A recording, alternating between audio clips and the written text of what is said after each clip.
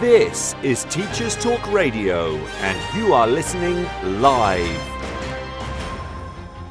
Hello everybody and welcome to the Late Late Show, where I'm joined by Tamlin Rose, a current head of English based in a school in Cambridgeshire.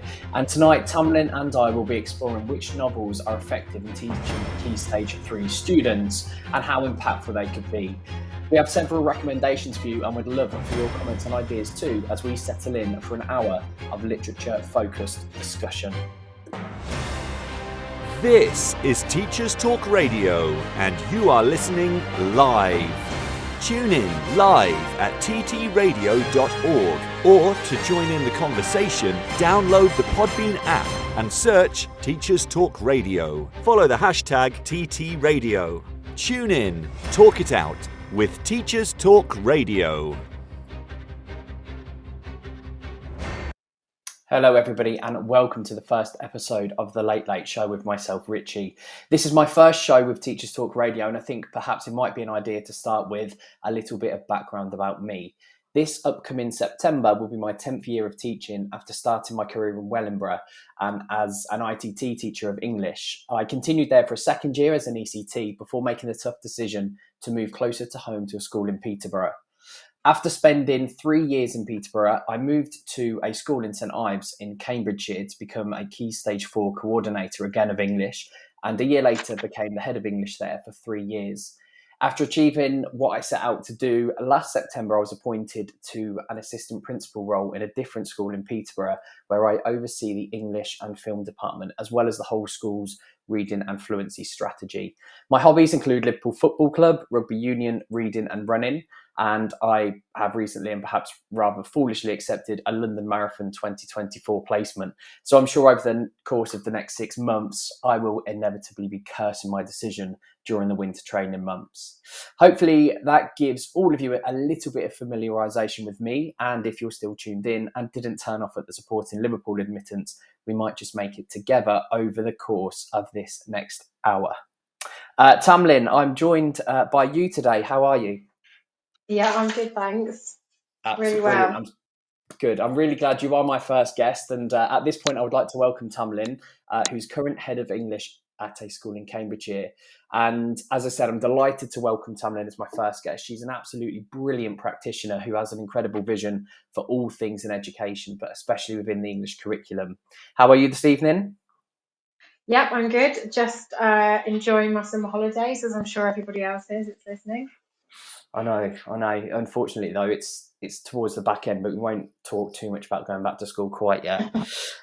We're here to discuss and give a little bit of an insight into some Key Stage 3 novels, which we have found some success in teaching, and hopefully offer to our listeners some ideas about what they could also explore in teaching their students too. So if anybody is listening and would like to call in or text into the show, please do feel free to do so with your recommendations, and we'll read them out towards the end.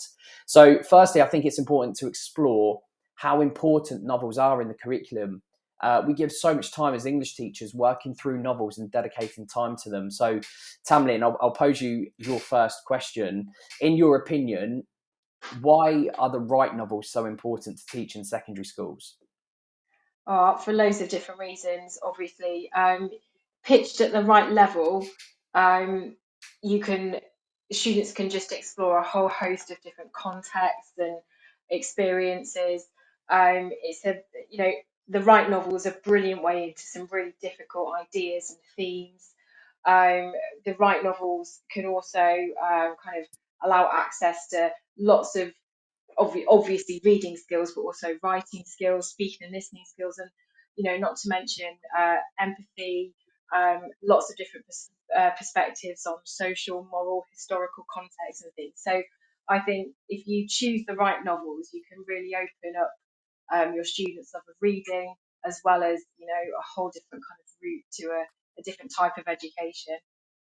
I think something that you touched upon was difficult themes. And as English teachers, really, we are quite blessed in that we can explore so many themes that could, trigger quite a range of emotions. In English, as well as history, I suppose, as well, and other subjects. But it does seem to me like in English, we have an absolute opportunity there to actually discuss difficult themes within society, I suppose, and and share that experience with our students. Without going into too many different novels at the start, I always remember a teaching of Mice and Men and how difficult some of those themes are, but actually what the students get out of it when teachers, explore the themes based around the language being used. It's actually a really good experience to see, the reaction of some of these students. Have you felt that at any time as well, not just with this novel, but with anything else? Yeah, definitely. Of Mice and Men's a really interesting one, isn't it? Because it's there's loads of kind of contentious opinions about whether or not it should be removed from the curriculum, and I think lots of schools have made the decision to take it away. But I think lots is missed there because it's about opening students' eyes to the way the world was, and to be critical of it, and to understand that Steinbeck is highlighting issues back in 1920s, California, America, and it's shocking, and it's a brilliant way to kind of open up that dialogue to look at how language is used, how it's changed, how powerful language can be. Um, so yeah, I think novels like Of Mice and Men that have got lots of difficult issues, you can stop, you can spend time exploring them. It's not really about having an opinion on, I don't know, those racial issues, etc.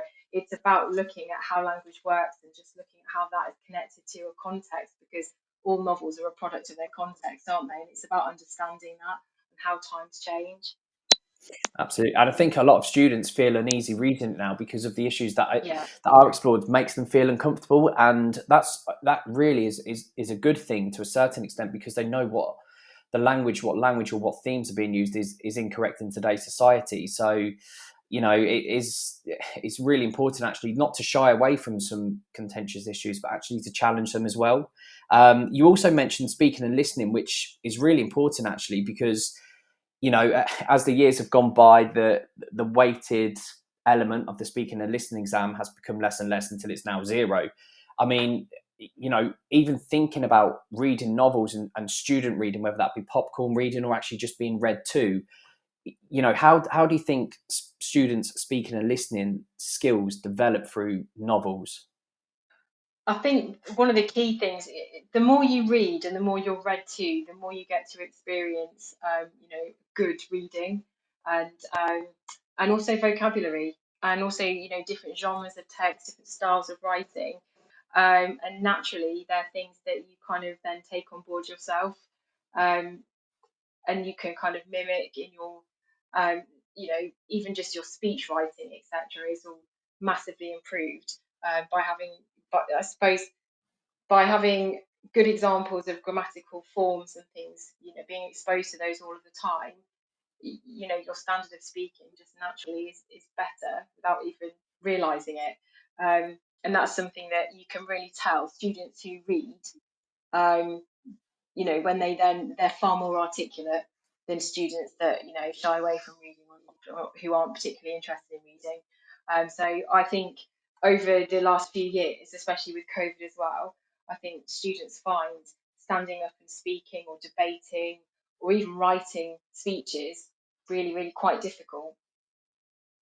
Yeah, absolutely, and we don't seem to do enough of it, I don't think, No. because obviously the weighting has been taken away, which renders it almost, I don't want to say useless because I think it's a really good experience for students to stand up in front of their peers and discuss topics that they choose, but it doesn't seem as if there's a lot of focus really on the speaking and listening element throughout the curriculum. So actually exploring that throughout the correct novels as well is a really good idea. We've touched on a couple of things about what students gain then from studying the right novels. And before we go on to talk about, creating schemes of learning and the actual novels that people have, and we also would recommend, what else do you think students gain from studying the right novels?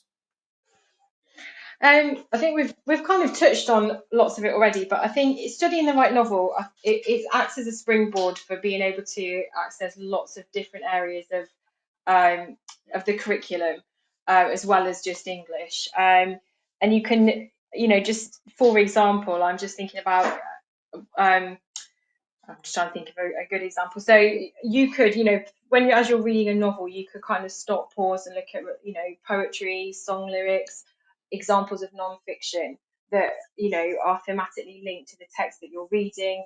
As I mentioned before, you've got lots of contextual issues that you can kind of stop, have a look at. But your question, I guess, is focused on the right novels. It's quite difficult to get a novel that's the right pitched at the right level, that's also is kind of robust and academically challenging, but also accessible.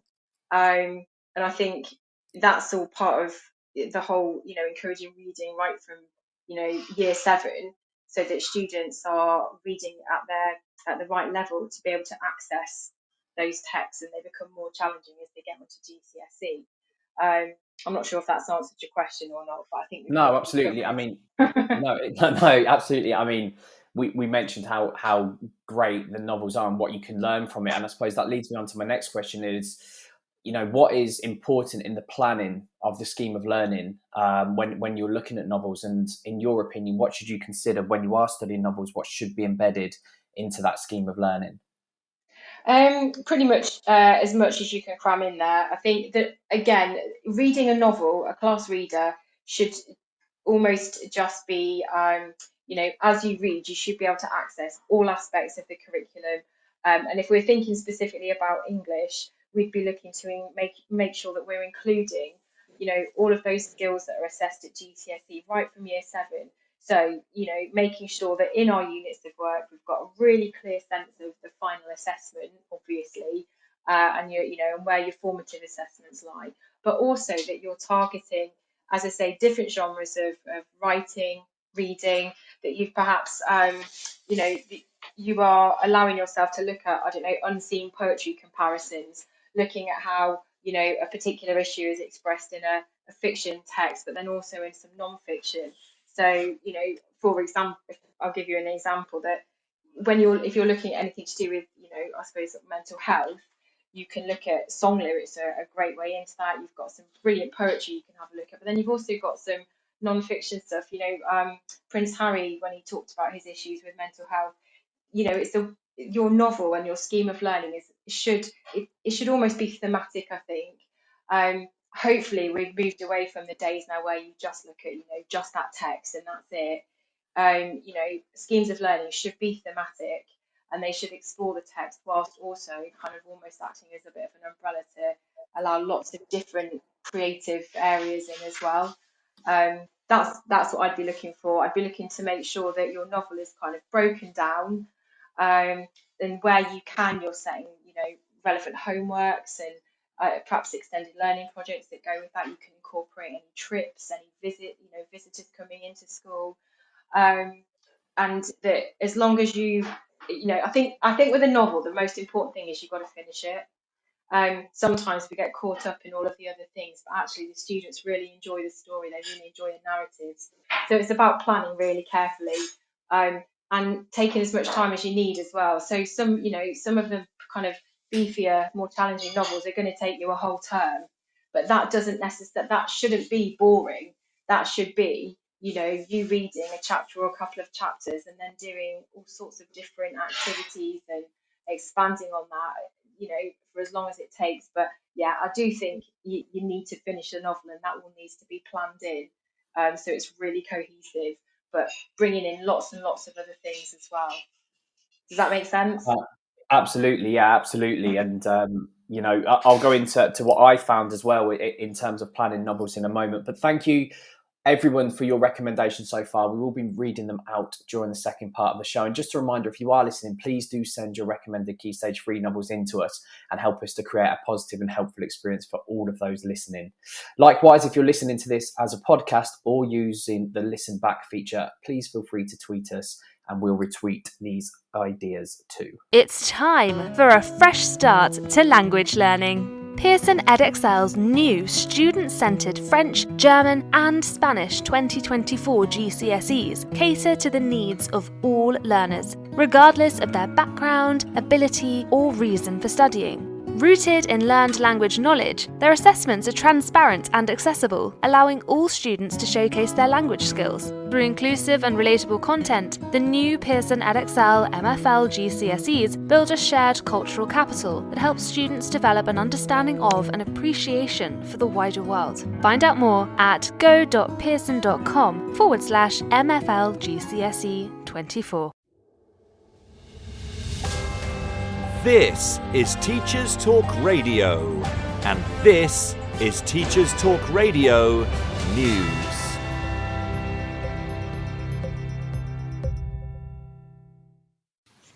With exam results looming for students from all 4 home nations and around the world, Schools Week features an article concentrating on the ongoing impact of the COVID-19 pandemic. The article, written by a head teacher, says we need to continue to consider the additional burden of the pandemic. It reminds us that this year's Year 13s were part of a cohort who didn't sit GCSE exams, and that this year's Year 11s were in Year 8 when lockdowns began, although the start of GCSE was supposed to be a return to normal for these students. Teachers too faced the challenge of a return to normal content, having had it reduced over the last 2 years. ECTs also needed some increased support in delivering the broader content for a number of GCSEs. Workload for pupils and teachers shifted and perhaps increased as schools tried to find the right balance of support, revision and basic content coverage by often offering after-school and holiday intervention sessions.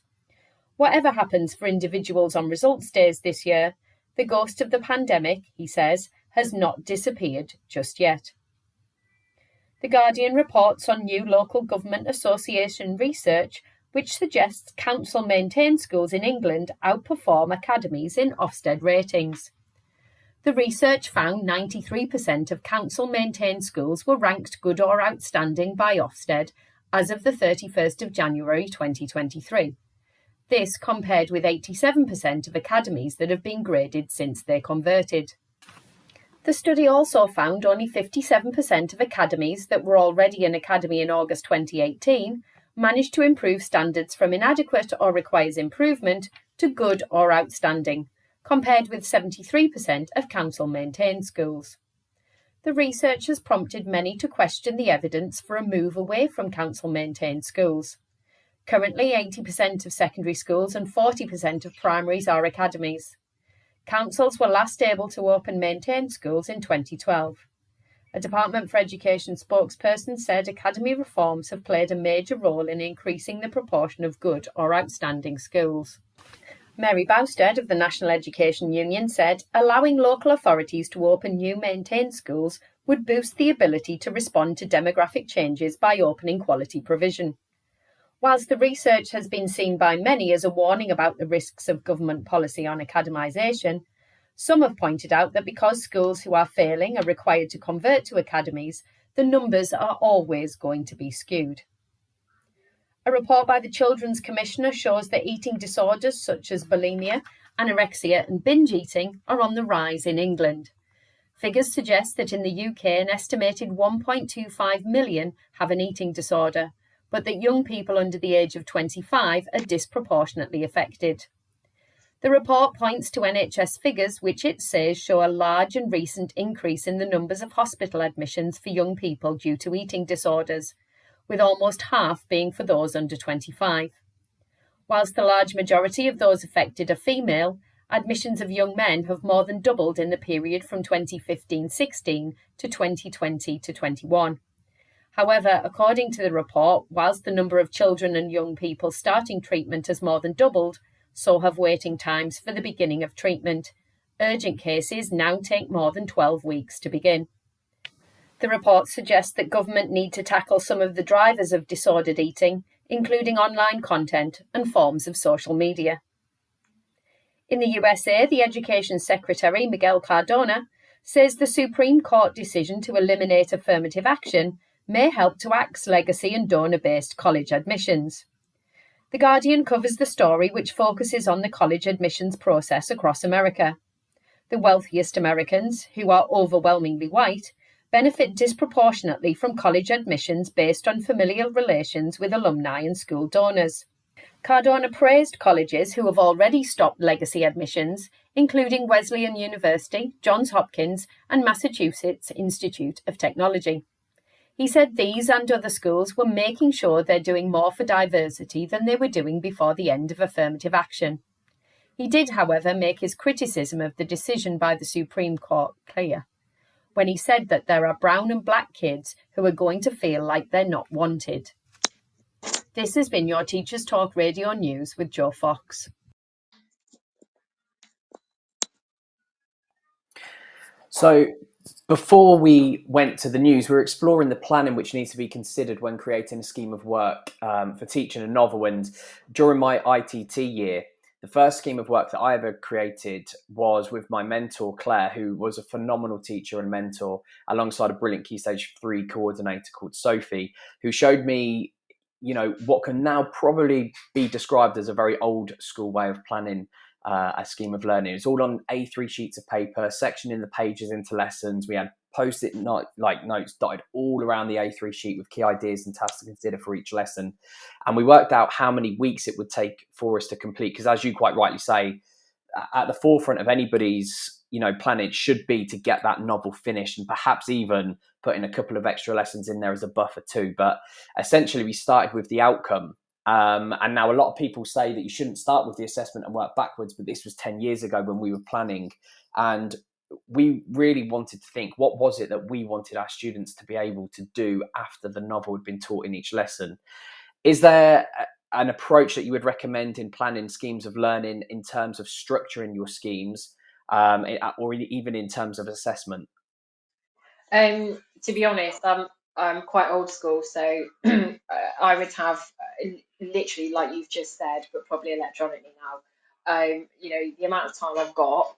So for me, usually a big novel would be a term, and I would literally I would work backwards. So I would be saying to myself, right, what do I want the students to be able to do? So, for example, in Year 9, I would like the students to be able to write about the key themes or a character across the whole text. So everything I then do has to build to that final assessment, amongst doing a million other things as well. So I would start with that final assessment piece. Then I would divide up, how many chapters I knew I needed to cover. I would work that into homeworks, into lessons, that kind of thing. I think the timing is crucial, and no matter how long you think it's going to take, you absolutely need a buffer, because things happen. People book plan trips that are not on the timetable, etc. And the worst thing in the world is honestly where the kids can't finish the novel. They're really, really cross with you when that happens. So and you want them to talk about a whole text as well, because actually synthesizing all of those ideas in one final written response is a skill in itself, huge skill in itself. Being able to be disciplined enough to select 3 key areas of a novel to write about a character or a particular theme, learn your quotations, learn how to write about them, how to structure a response, to time, close text. These are really difficult skills, and they have to be built into the scheme of learning as you go. But as I mentioned before, it's not all about that final assessment. Those skills need to be built in, so that students can write that sustained response at the end. But actually, you should be, if you're dealing with a novel. I don't know. Can I use an example of one that we've done Oh, recently? absolutely. Yeah, please do. Yeah. Yeah. Please So we've just recently been looking at a monster calls with Year 9. Now that's a tricky one, because lots of schools do that much lower down in either Year 7 or Year 8. But it's I was really very much of the opinion, supported by the colleagues, that whilst it's quite an accessible novel, i.e. it's not particularly challenging in terms of some of its language, the themes of grief and denial are really quite mature. So we chose to put that there, but it also meant that we did it in quite a short space of time, and actually it could have done with a bit longer. And sort of thinking of including, as we go along, some poetry, some great Daryl Hannah poetry. Is a really good poem called My Dad Did, that I wanted to be able to incorporate into our scheme of learning, just from a different perspective. About sort of not being understood, about being isolated because this tragedy has happened to this little girl, the teacher doesn't understand. But then, like I said before, you've also got lots of articles and things on grief, on really famous people that have talked about their own experiences of grief and denial, and poor mental health. So I think your scheme of learning needs to include those as well. Also, if there's a film version, use it, because actually some students find it quite difficult when just reading a novel to be able to visualize and kind of get into characters and things, and just showing them, snippets and clips as you go along. And you can you can use the movie in a wanna, or you can choose to kind of break it down and watch it in chunks, which actually is quite often more effective. You also need to make sure that all of your lessons cover a huge variety of skills. So one lesson might have a very specific focus on language analysis. So you might be looking at some small extracts and focusing on how a writer uses language. Then you might get to the end of a chapter and decide to look at that structurally and think about, like English language paper 1, question 3. So it's about including lots and lots of different skills. Even really down in lower school in year 7, you'd be doing the same thing. It would be a bit more watered down. It would be a bit, the approach would be more gentle. But that's what we should always be doing. We need to be building these skills so by the time students get to year 10, year 11, that they are really comfortable with how to explore a whole novel and how a writer delivers a big range of ideas, being well informed in terms of context and language choices and structural features, and that ultimately is the aim of the English language and literature GCSE. So that is sort of how we would go. Well, I would approach it. Literally old school. So start at the end and kind of then work it all in. It is a bit of a jigsaw puzzle, and it never goes to plan, if I'm honest. And you end up having to kind of leave bits out, and you have to do a bit of emergency reading to catch up because people have gone on a trip or whatever. But so far, it's worked most of the time. There's a couple of like really good points there. I'm just going to go back over if that's okay, and just to reiterate. I mean, what you said at the final part though, where you have to do a couple of emergency reading lessons. I personally adore those lessons, because if you have the right novel and you have the right book, and you're doing a prolonged period of time where you're going to have to read for one reason or another, and you're like, oh my gosh, I've got to read for like 40 minutes now because we didn't do the other 20 minutes beforehand, so I've got to double it up. Actually, those lessons, are, when done properly, are probably worth the weight in gold, because that's prolonged reading where students are really buying into the characters or the plots or the themes. And I personally remember when I was in A-level, and I can't believe I'm about to admit this, but my A-level teacher actually used to read Wuthering Heights to us. Now, obviously, most A-level teachers are like, no, you should go away and read, and we're not spending lesson time reading. But actually, without her reading, I think, to what was actually back then around about an even split between boys and girls, I think most of us, but especially the boys, was just enamored with her. She had a beautiful Irish accent, and I think that's the reason why, like, even now I still love Wuthering Heights, and it always reminds me of her. So, those prolonged reading lessons, I don't think anyone should really try and shy away from. And actually, there's a lot of value in those reading lessons, because that's where the depth and the character, really gets in. And, not being critical at all of the youth of today, but how many students do you think in your class of 30, say, actually go home and read for 40 minutes a day, in their own time, or have that experience? Yeah, They probably don't. I also think as well, when you read, so students love being read to. And the more you do that, the more they get used to having novels and things read to them. And actually, to read for 40 minutes is a really good way to model good reading. So and sometimes I'll be the narrative voice, and I'll allocate parts. So the students have to be on their toes because they have to read characters' voices. Other times we'll do popcorn reading, but actually if given the choice, they would much rather be read to. Another thing that I've done as well is put an audio on for a chapter with a set of kind of just really basic recall comprehension questions for them to kind of listen to, and then it's just jot down one word answers or circle the right response, because that keeps them on their toes a little bit as well. But I think you're absolutely right. I think that just reading, I read at A-level now, not at all because I don't trust everybody to not read the text. But I think if we're reading Gatsby, I think using the accent, which probably is not as great as it should be. But I do try and read with an accent. I do try and make sure it's authentic, and the characters have slightly different voices, and they just, the class goes silent, and they do really enjoy it. So yeah, maybe it's not such a bad thing to have to do those emergency reads every now and again. No, I mean, touching on the only negative really, and again another admission is, a Monster Calls also have I've taught as a scheme of learning, and I didn't actually keep with the rule of always keep a chapter ahead, because I wanted to experience the novel with the students there as well, because I'd never read it before. So the golden rule really is always stay a chapter ahead, so you know what's coming. But actually, towards the end, I was reading out loud, and there's a couple of times about giving too many spoilers away for teachers who might be thinking about doing this. There are a couple of times at the end where I had to stop and check myself, because I could feel that lump in my throat just like growing and growing, and I thought, I can't break in front of these Year 9 kids, they'll eat me alive. But I looked around, and actually there were kids there with heads in their hands, and they were so respectful of each other, actually. And I think that for me as a teacher, even after 9 or 10 years of teaching, actually to see that where people are really struggling with the theme of the book, or something, an event that's happening that might have a personal connection with them, and to see other people respect what, if they're crying and not making fun of it. I think really, actually, you don't get that too often. If you see someone perhaps crying in the playground, might not have that reaction, but it's that experience that whole class, including me, as a teacher, had, where it's such a momentous occasion, and everyone had that mutual respect for each other, and it was a class of 30 at the end of the day, and to experience that with students was actually quite nice for me too.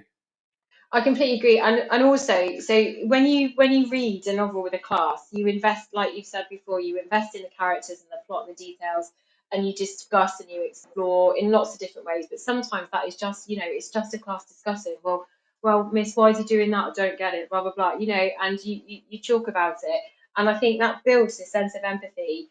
And for me, that's far more effective than a one-off PD lesson every other week where everyone's just desperately trying not to be silly, because actually it's sort of applied to a real life situation that sadly lots of children will be able to relate to, and I do think I think you're right. I think it builds a tolerance, I think it builds a respect, and actually it does stop them from being silly and nervous and awkward, because lots of quite often that silliness is born out of feeling awkward and uncomfortable. But because you've discussed it, you've talked about it, you've done activities, you've looked at things from lots of different angles, like you say, they're then really invested in listening to you read. And the Monster Calls is the saddest book I think I've ever read, actually. So I'm not surprised to have a lump in your throat. Yeah, so we're going to stick that one down then for a recommended read then for all the listeners. Absolutely. That's going to be our first one, is a Monster Calls there by Patrick Ness. It is phenomenal. The importance of planning around the novel, I feel, is, as you mentioned too, the novel is used as a satellite or an umbrella, something which skills are taught through and around. So the analysis of language, of course, taken from the extracts of the novel itself, but the non-fiction elements, as you alluded to earlier, of the scheme of work is based around the novel. And a novel that I planned, and a recommendation from my point of view, was Annabelle Pictures, My Sister Lives on the Mantelpiece. And that was actually the first scheme of learning I mentioned earlier that we planned for a Year 9 class. For those who are not familiar with the novel, it's a fiction text exploring the life of a 10-year-old who lost his sister in a suicide bomb attack. And what follows is parental separation, bullying at school, and the befriending of a Muslim girl, which his alcoholic dad is opposed, as it was Muslim suicide bombers who killed his sister. It's a really good text, which is rich in cultural capital for the exploration of xenophobia, racism, separation, loss, grief, alcoholism, bullying. There's so much in there.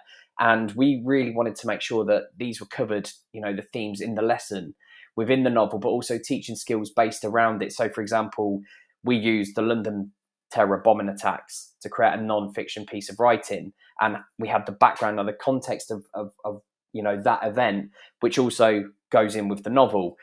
We asked students to create and study poetry centered around grief and loss, and analyze themes through the poem, but also have the knowledge from the novel of what grief entails too. So you mentioned earlier about a Monster Calls, and I've mentioned some things about my sister lives on the mantelpiece as a satellite texts. Have you done that with any other novels that you could perhaps recommend to the listeners, perhaps the poetry, the non-fiction, or any exam techniques through a novel that you've taught as well? Yeah, so I've looked at, so it included some articles from Prince Harry, just and looking at how grief is presented, from a kind of quite a famous figure, and and obviously the death of Princess Diana was huge, and so we looked at the way that grief is experienced by someone. I think he was only about 10 when she died, and then we did a comparison between that and a poem called My Dad Did, which is a poem by Sophie Hannah, and I think that's her name, and it's really sad, and it's about a child who comes back after the holidays, and they're asked to write about their, what they've done over the summer holidays, and she just keeps writing, my dad did. And the teacher gets more and more frustrated and angry. They did what? What did your dad do? Your dad did what? And then it turns out that just because she's young, she's missed the E out, and her summer holiday, she's trying to say my dad died. And it's just the saddest poem in the world. And it's just about looking at like misunderstanding, feeling isolated. So, I've done that where we've looked at kind of fiction text and non-fiction text, but also any opportunity to look at anything unseen. So if you can incorporate any kind of unseen poetry or prose text or non-fiction text at all, and you just be looking at points of view, the way that point of view is presented. I'm trying to think of some other examples. So in the library, looking at some articles about technological developments and advancements and the way that women were kind of viewed or as not being, I suppose, able to be involved in those scientific breakthroughs, etc., because of this kind of patriarchy. That's quite interesting when you then look at how women are presented across time, which is quite easy to do through any form of literature, actually, to be honest. So yeah, there are just some examples, but you can look at, so for English language, the GCSE papers, both you can look through through any of those questions, through any novel that you pick up. It's really easy to address all of the GCSE skills through a novel, just by sort of breaking them down and sort of working out which ones you can use. So like you've said, any extract that you think is quite meaty in terms of its linguistics, you can go through and you can kind of closely analyze short paragraphs. You can use whole chapters for your question 3, paper 1 question 3. That's really effective. So how does a chapter build? If you think about things like prolepsis and analepsis, you can really use that and explore how a narrative voice works. We've also looked at comparing poetry as well. So if you take two thematic, poems, just sort of, loosely linked, it's a really good way into that, because the more students are exposed to those more difficult skills, which are comparison and unseen, the better they'll be at it, hopefully, a bit later on. So lots and lots of examples of just, I don't know, it's just about scouring the newspapers sometimes, online newspapers, to find, especially the pre-1900s stuff, that's quite tricky. But if you go, I think a staple of mine is anything about education, you can always go to Charles Dickens and look at the Ragged School pieces. There's so much out there that you can incorporate that I think it's actually really easy to do now. God bless the internet. Yeah, I know, where would we be without it? Something that you mentioned was the unseen poetry, and for me, it's always difficult, I think, for teachers when they're planning that unseen poetry element of obviously that Key Stage 4 exam, and it's a conversation for another day, I'm sure. But actually bleeding in those unseen poems is actually a really good way of getting students used to unseen poetry and the skills that really you need for that unseen poetry section. And also, just in general, I'm not saying that we do these things just to pass an exam, but at the same time, it's really useful actually if we could cross correlate, the fiction stuff with the poetry stuff too. And I think it's going to be exciting to use text as an umbrella and as a satellite and embed everything in, rather than an old school way of, right, it's term 3. We're now going to do lots and lots of poetry in the next 6 weeks. And by the end of the 3rd week, the students and the teachers are probably dead on their feet as well. So yeah, that's a really good way of introducing that unseen poetry, as you said. It's time for a fresh start to language learning. Pearson EdXL's new student-centred French, German and Spanish 2024 GCSEs cater to the needs of all learners, regardless of their background, ability or reason for studying. Rooted in learned language knowledge, their assessments are transparent and accessible, allowing all students to showcase their language skills. Through inclusive and relatable content, the new Pearson EdXL MFL GCSEs build a shared cultural capital that helps students develop an understanding of and appreciation for the wider world. Find out more at go.pearson.com/MFL GCSE 24.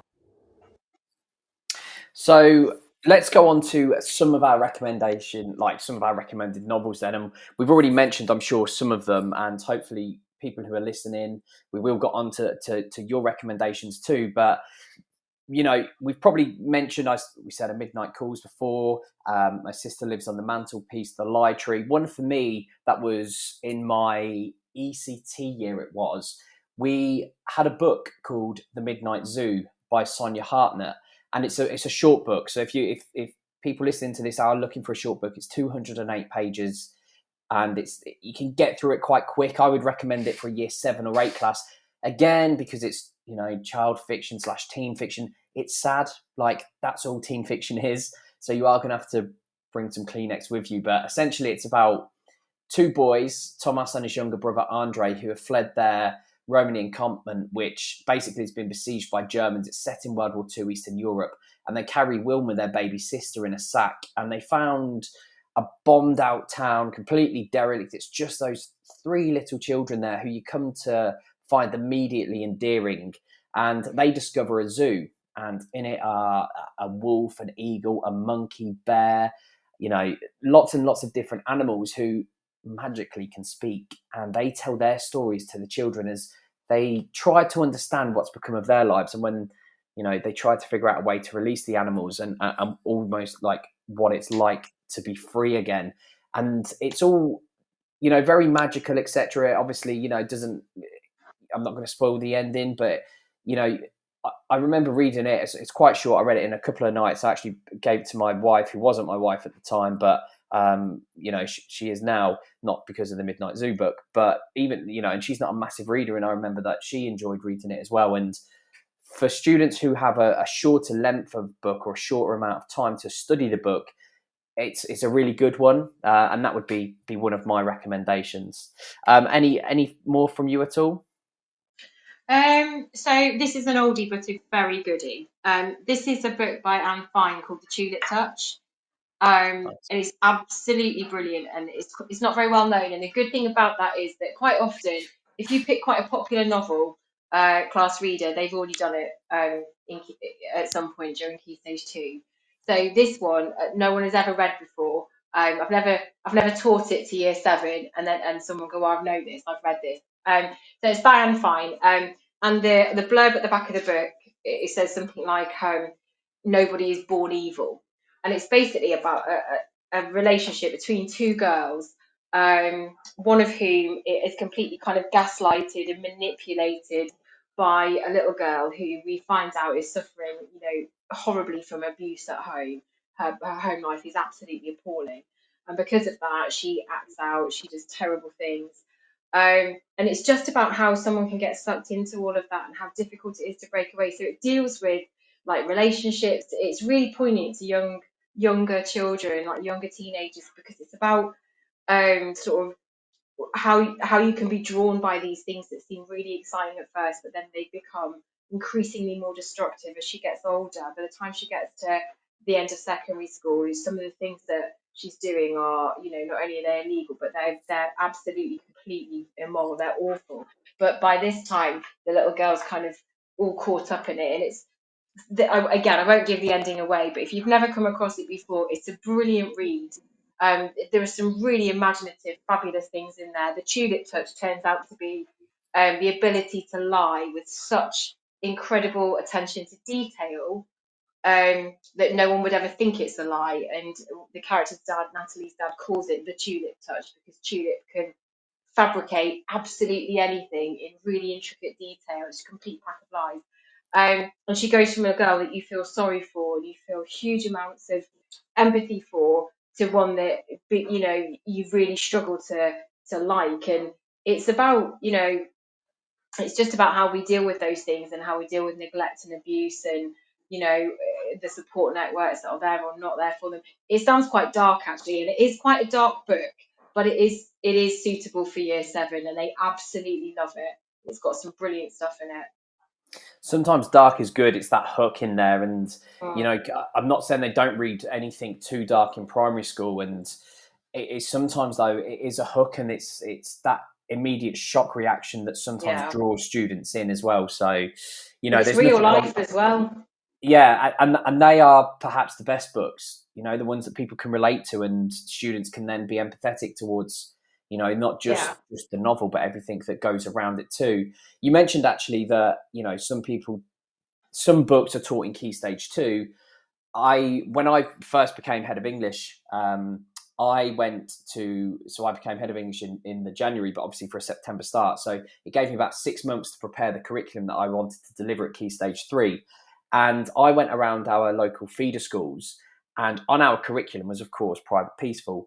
And I think at the time it was quite eye-opening that I went to around 5 or 6 different primary schools to see what they were reading in years 5 and 6. And a lot of them read private peaceful. A lot of them read Warhorse, in those year groups. So there's probably nothing worse than, teachers being so enthusiastic. Right, we're going to read private peaceful to a brand new shiny group of year 7s with their eyes glinting, and they can't wait to get started in English. And a couple of people put their hand up. Oh, we did this in year 6. It's Yeah. So anybody listening, I mean, it's just a recommendation is actually get to your local feeder schools and see what they're learning as well, because it's quite difficult to reteach a novel when students know what's happening. Now, obviously, that you're going to be teaching hopefully far more superior skills and different skills, but at the same time, really want something to be new. So, just a word of advice really is to make sure that students aren't experiencing the same book twice. Perhaps, I mean, speaking about the same book twice, and I'll go completely against what I've just said, but based on this, is that I taught to a group of year 7s, our first group of year 7s, Harry Potter and the Philosopher's Stone. And the issue with that, and you mentioned it earlier about the films, is a lot of people have seen these films and perhaps not read the books. But for me, for Harry Potter, lots of students, maybe just in the couple of schools that I've actually brought this to, they haven't actually read the books, and that is a completely different experience than watching the film. You've got characters like Peeves who've never even mentioned in the film, and so much happens that while students know what might be coming up, lots of students, when I taught it, were far more excited. Well, this wasn't in the film. This didn't happen. Oh my gosh. And actually, that was really rewarding too. So, Yeah. just because there is a very famous film about, and like I said, a Monster Calls film is brilliant, that is on Netflix, so it's widely available to people. Well, actually, there's also nothing wrong with, if they've seen the film, perhaps reading the book as well, because we all know the books are better anyway. So that would be another recommendation for me. Yeah, I just thought actually, I previously worked at a secondary school that had 66 feeder schools, and so it makes that job even more difficult, when you're trying to think of a good year Wow. 7 Yeah. fast reader. And the way to combat that actually is to find a brilliant author and sidestep and go to one of the less popular novels, which is how I came across A Tulip Touch. Because Anne Yeah. Fine was huge, when I first started teaching. But everyone had read all the popular ones, and it was just a sidestep, thinking, well, she's a great writer. Her teenage fiction is brilliant, and so that's possibly something to think about if you're coming across that issue, because it's a nuisance. Another one that I've actually experienced this year was The Prince of Mist. And again, never read it before. I've never even heard of it before this year, really, if I'm completely honest. And it's, again, a relatively short book, 240 pages. So again, if you're looking to do a book in a half term or a 6-7 week, then maybe this is a book for you. But, for me, this was actually a really good book that I'd never heard of, and a really good book I enjoyed reading, and the students enjoyed as well. And it's set in 1943, again, the First World War, and someone's father moves his family away from the city so the main character's dad moves his family away from the city to an old wooden house on the coast. But as soon as they arrive, strange things start to happen. And the main character, Max, discovers a garden filled with eerie statues. It actually took me a little bit back to Stephen King's The Shining with the statues there as well.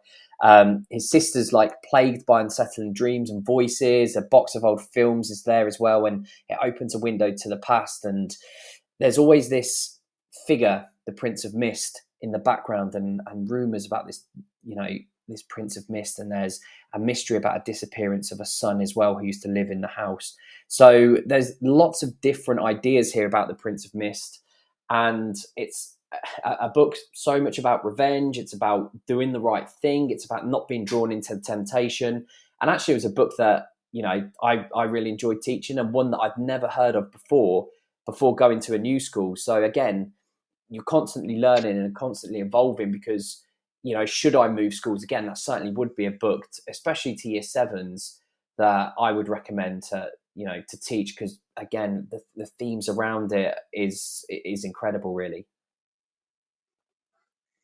Yeah, I've heard good things about the Prince of Mist actually, because it's also a translation, isn't it? It is, yeah. Yeah. It is. So I feel like I'm sort of diverting back to the classics here a little bit, because the Tulip Touch is a fairly old text actually, but another really good classic, well, two actually, are Holes and The Boy in the Striped Pajamas. Mm-hmm. So these have been around forever, and both have got really good film adaptations as well. The Holes is brilliant. I think that's Disney actually. But The Boy in the Striped Pajamas will never cease to be just the most amazing book, because of its its use of the narrative voice. So if anyone that doesn't know it, this is a little boy who's shipped from Berlin with his father, who's a commandant during World War II, and he's sent to Auschwitz to run the camp.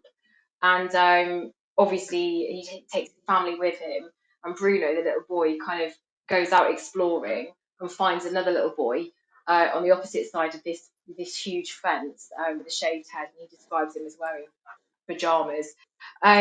It just tells the story of their friendship that grows, how much they've got in common, but also how different they are. And then eventually he's persuaded to kind of go under the fence. I won't give the ending away for anyone that doesn't know it. But it's an absolutely amazing narrative voice, because it's written from the perspective of Bruno, who's just a little boy. And so, he calls Auschwitz, he calls it out with, because there's this kind of lack of understanding and his immaturity. He doesn't fully understand the situation that he's in. And so there are lots of these kind of misinterpretations of what's going on. And it just makes it all the more heartbreaking because he doesn't understand. He's so innocent. But it's such a good book. It's such a good way to explore the horrors of the Holocaust, and the traumas of World War II. And it opens the door, especially if you can get your history department on board at the same time, actually. Quite often in year 8, because this is really a minimum of a year 8 text, they quite often do World War II in year 8, so you can kind of combine with the history department, and you can explore sort of context at the same time. And I just think it's a brilliant way to then incorporate again a good range of poetry, of non-fiction articles. You've got the Diary of Anne Frank you can look at, all sorts of things that you're able to kind of explore through that particular book. But it's so well written. It's by John Boyne. It's so well written, and it's full of really gentle irony from this little boy who's clever but just completely ignorant of the situation that he's in the middle of. And it deals with all sorts of themes like friendship, grief, loss, obviously the whole kind of the idea of marginalization and racism, etc. is absolutely brilliant. And for me, I would, even though again it's a really old text now, I would teach that in a heartbeat again, because it's so good. The innocence of the narrator is again really endearing, and I think when we're looking at Key Stage 3 novels, the characters in there has to be central for our students to perhaps buy into the characters, and that has to be there. So for these characters to have to experience some sort of setback or tragedy, and then either overcome it or perhaps fail to overcome it, the characters in all of these books that we've mentioned are so strong, and that's the buy-in, isn't it, really, I think, for our students. As we wind down here, I will get to people's recommended reads. Just a couple of quick fire questions. How do you and your department decide on which texts to teach? It's quite often word of mouth, actually, or people's previous experiences. Sort of, unless you've got younger children of Key Stage 3 age, it's quite difficult, actually, to come across naturally good Key Stage 3 reads. So your librarian is always a good port of call if you're not sure, and then looking at Carnegie winners and things like that. But generally speaking, usually it's because someone's come across it, or in a different school, or heard about it from a colleague, and then we'll all have a read and decide what we think about it. And usually someone kind of says, I'll put the unit together because they feel particularly connected to it. So that's quite an easy one, actually. It's usually collaborative, though. Yeah, absolutely. And I think that's really important because, as you said, coming to a new school last September, I've experienced so many good novels, actually, that I, would certainly take with me, and likewise, in my other schools too. Really tricky question then, you might have already answered it. What is your favourite novel you've ever taught at Key Stage 3? Do you know what? I'm going to have to go back to the Tulip Touch for Year 7. It's just brilliant. It's a really good book for young'uns. Yeah, that's mine. I think for sentimental reasons, I'd probably go back to My Sister Lives on the Mantelpiece, actually, as well. And what I didn't mention earlier was actually it has that shock and appeal that we mentioned earlier, when I think at the end of the first chapter, someone takes the mickey out of the size of the boy's penis, and that always obviously gets a laugh. And from then, like from the end of chapter 1, the kids are hooked then, and that's straight away, the boys especially are hooked. And so I'd go back to that one, based around all of the things that I mentioned earlier. So if anyone is listening who's not ready, give it a read first, because there are some choice words in there and some language as well, which is xenophobic and racist. So obviously have a quick read of it first before you start teaching. Now, you have all been texting in all night, and I did say I was going to take a few moments to read out some of your ideas. So Carlo De Silva has texted in saying The Bone Sparrow by Zaina Freylon. Anna Drumbeater recommends The Dead Fathers Club by Matt Haig. Oliver Mills says Diary of a Wimpy Kid, The Last Straw. Mr. I goes for After the War by Tom Palmer. Dominic recommends The Giver by Lois Lowry. And finally, Nick Shepley says Junk by Melvin Burgess. So thank you all so much for your contributions, that I'm sure you've given sufficient food for thought for our listeners too. And as we wrap up on what has been an insightful and positive education of the Late Late Show, I'd like to thank Tamlin for spending an hour with me and with all of us, giving her views and opinions, which hopefully you'll take away and develop into your own schemes of learning too. So thank you so much, Tamlin. I really appreciate it. Pleasure. Thank you all for your recommendations too, and your interactions. And remember, even if you are listening back on to this radio show as a podcast, please do tweet in your recommendations to the Teachers Talk Radio Twitter, or my own personal one at @slack_9. Thank you so much for joining us. I will be here again next week, where I'll be looking at the life of a primary school ITT and ECT teacher with my guest Lloyd Spridgen, for us to hopefully all gain an insight, as I was about 10 years ago when I was a trainee. I don't know how long you were, Tamlin, but it might be useful for fellow trainees. 20. So we're both out of touch. So it might be useful for fellow trainees, mentors, teachers and leaders who have ITTs and ECTs in your school, who can really tell us what it is that they experience and look forward to, or perhaps fear. Take care, everyone. Stay safe. And I look forward to the Late Late Show next week at the same time.